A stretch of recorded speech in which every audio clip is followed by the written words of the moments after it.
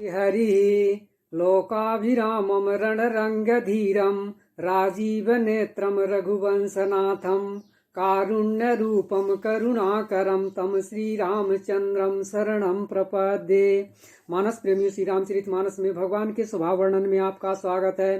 पूर्व भाग में आपने राम रावण युद्ध एवं रावण की अंत्येष्टि क्रिया तक का वर्णन सुना। अब आगे लंका कांड में श्री राम जी के स्वभाव का वर्णन रावण की अंत्येष्टि क्रिया के समय आता है। बैर रखने वाले पर भी श्री राम जी दया करते हैं। प्रभु ने विभीषण की ओर कृपापूर्ण दृष्टि से देखा और कहा कि सब शोक त्याग कर रावण की अंत्येष्टि क्रिया करो। कृपा दृष्टि प्रभुता ही बिलोका करहु क्रिया परिहरि सब शोका। श्री रघुनाथ जी ने कहा कि तुम लक्ष्मण सब लोग मिलकर विभीषण के साथ जाओ और उन्हें राज तिलक कर दो।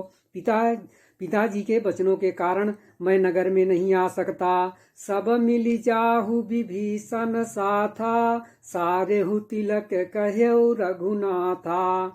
पिता बचन मैं नगर न आवऊं आपु सरिस कपि अनुज पठावऊं। तब श्री रघुवीर ने वानरों को बुला लिया और प्रिय वचन कहकर सबको सुखी किया। तब रघुवीर बोली कपिलीन्हे कही प्रिय वचन सुखी सब कीन्हे। भगवान ने अमृत के समान यह वाणी कहकर सबको सुखी किया कि तुम्हारे ही बल से ही प्रबल शत्रु मारा गया और विभीषण ने राज्य पाया। इसके कारण तुम्हारा यश तीनों लोकों में नित्य नया बना रहेगा। जो लोग मेरे सहित तुम्हारी शुभ कीर्ति को परम प्रेम के साथ गाएंगे वे बिना ही परिश्रम इस अपार संसार सागर का पार पा जाएंगे। किए सुखी कही बानी सुधा सम बल तुम्हारे रिपु हयो।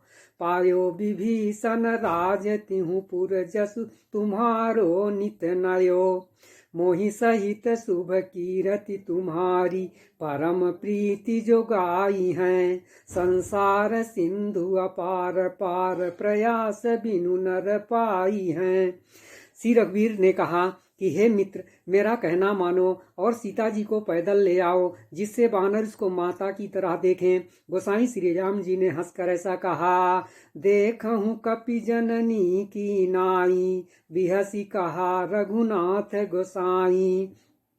ब्रह्मा जी स्तुति करते हुए बोले, हे बिना ही कारण दीनों पर दया तथा उनका हित करने वाले और शोभा के धाम, मैं जानकी जी सहित आपको नमस्कार करता हूँ। बिनु कारण दीन दयाल हितम छवि धाम नमामि रमा सहितम।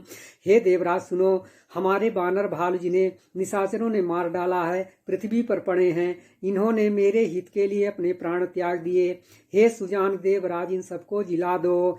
सुनु सुरपति कपि भालू हमारे परे भूमि निस चरण ही जे मारे।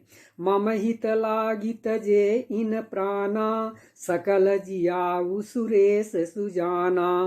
काकभूषण जी कहते हैं, हे गरुण सुनिए, प्रभु के वचन अत्यंत गहन गूढ़ हैं। ज्ञानी मुनि ही इन्हें जान सकते हैं। प्रभु श्री राम जी त्रिलोकी को मारकर जिला सकते हैं। या तो उन्होंने केवल इंद्र को बढ़ाई दी है। सुनु खगेश प्रभु कै यह बानी अति अगाध जानहि मुनि ज्ञानी। प्रभु सक त्रिभुवन मारी जियाई केवल शक्र ही दीन ही बढ़ाई। श्री रामचंद्र जी के समान दीनों का हित करने वाला कौन है, जिन्होंने सारे राक्षसों को मुक्त कर दिया। राम सरिस को दीन हितकारी कीन्हे मुकुट निशाचर झारी। विभीषण जी बोले, हे नाथ, मुझे सब प्रकार से अपना लीजिए और फिर हे प्रभु मुझे साथ लेकर अयोध्यापुरी पधारिए।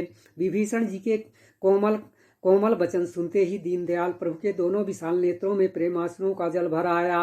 सब विधिनाथ मोहि अपनाइए पुनि मोहि सहित अवधपुर जाइए। सुनत बचन मृदु दीन दयाला सकल सजल भये दो नयन विशाला। श्री राम जी ने कहा, हे भाई सुनो, तुम्हारा खजाना और घर सब मेरा ही है, यह बात सच है। पर भरत की दशा याद करके मुझे एक एक पल कल्प के समान बीत रहा है। तोर कोस गृह मोर सब सत्य वचन सुनु भ्रात। भरत दशा सुमिरत मोहि निमिष कल्प समझात। तपस्वी के वेश में कृष दुबले शरीर से निरंतर मेरा नाम जप रहे हैं। हे सखा, वही उपाय करो जिससे मैं जल्दी से जल्दी उन्हें देख सकूं। मैं तुमसे निहोरा अनुरोध करता हूँ। तापस बेस गात कृष जपत निरंतर मोहि, देखऊं बेगी सो जतनु करु सखा निहोरऊं तोहि। यदि अवध बीत जाने पर जाता हूँ तो भाई को जीता न पाऊंगा। छोटे भाई भरत जी के प्रीति का स्मरण करके प्रभु श्री राम जी, प्रभु का शरीर बार बार पुलकित हो रहा है।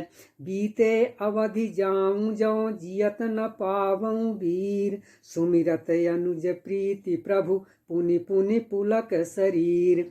श्री राम जी ने फिर कहा, हे विभीषण, तुम कल्प भर राज्य करना, मन में मेरा निरंतर स्मरण करते रहना, फिर तुम मेरे उस धाम को पा जाओगे जहाँ सब संत जाते हैं। करहु कल्प भरी राजु तुम मोहि सुमिरहु मन माहि, पुनि मम धाम पाई हऊ जहाँ संत सब जाए। इस प्रकार से आज के वर्णन का ही विश्राम, आगे का वर्णन अगले भाग में सुनाया जाएगा। धन्यवाद।